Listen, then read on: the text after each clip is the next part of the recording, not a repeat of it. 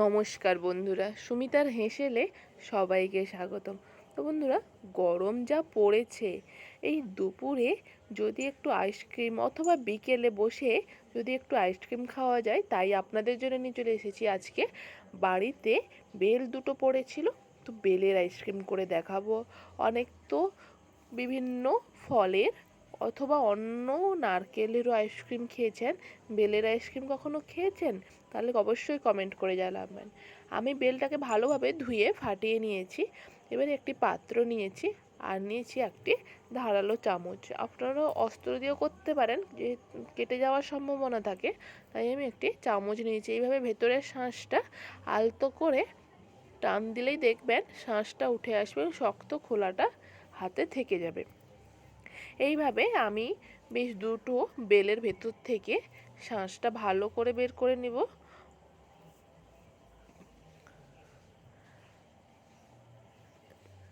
খুব সাবধানতা এবং সময় ধরে শাঁসটা আমি বের করে নিচ্ছি এবং তাতে যোগ করব 1 চামচ লবণ এবং অল্প জল। এখানে আমি 2 কাপ জল ব্যবহার করছি। ভালোভাবে আমি হাত দিয়ে ভালো করে একটু দাবিয়ে নিচ্ছি, যাতে করে ভেতর থেকে শাঁস বলুন বা কাদ বলুন জলের সঙ্গে মিশে যায় এবং জলটা গাঢ় হয়, যেটি আমার এখন দরকার। এবং একটি ছান্তিতে আমি ভালো করে ছেঁকে নিচ্ছি। আপনারা চাইলে হাতের মাধ্যমে করতে পারেন, যেহেতু এটি আইসক্রিম হবে তো ভালো করে চেলে নেওয়াটাই ভালো। এইভাবে ভালো করে দেখবেন চেলে নিলে এই বিচি বলুন বা অথবা যে জালের মতো শাঁস থাকে, ওই শাঁস আপনার হাতে থেকে যাবে। আর গ্রেভির মতো যেটা, ওটা পাত্রে আমি ধরে নিয়েছি। এরপরে এতে আমি যোগ করব 4 থেকে 5 চামচ। আপনারা চাইলে নর্মাল চিনিও ব্যবহার করতে পারেন, কিন্তু আমি এখানে চিনি গুঁড়ো ব্যবহার করার কারণ চিনিটা তাড়াতাড়ি মিশে যাবে। দেখতে পাচ্ছেন কতটা থকথকে হয়েছে।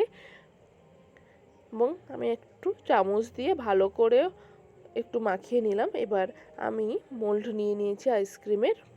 আপনাদের কাছে যদি না থাকে, আপনারা চা খাওয়ার কাপে অথবা গ্লাসে বসাতে পারেন এবং তাতে দিয়ে দিলাম কুড়িয়ে রাখা নারকেল কুড়ো এবং ভালো করে চামচ দিয়ে আমি একটু জেঁকে দিচ্ছি, যাতে করে নিচতলা নিতে পড়ে থাকে, ওপরে না ভেসে ওঠে। এবং এরপরে আমি দিয়ে দিব আইসক্রিমের যে আমি গ্রেভিটা বের করেছিলাম বেলের, ওইটা আমি মোল্ডে দিয়ে দিচ্ছি এক এক করে। দেখুন বন্ধুরা, আমার সব কিছু লাগানো হয়ে গেছে। এরপরে আমি আইসক্রিমের ঢাকনাগুলো লাগিয়ে দিচ্ছি। যখন জমে যাবে দেখবেন ধরতে সুবিধে হবে এবং কতটা সুন্দর লাগবে দেখতে, এবং খেতেও তো আরও অসাধারণ লাগবে। বন্ধুরা, আমাদের আইসক্রিম কিন্তু রেডি হয়ে গেছে। ধন্যবাদ বন্ধুরা।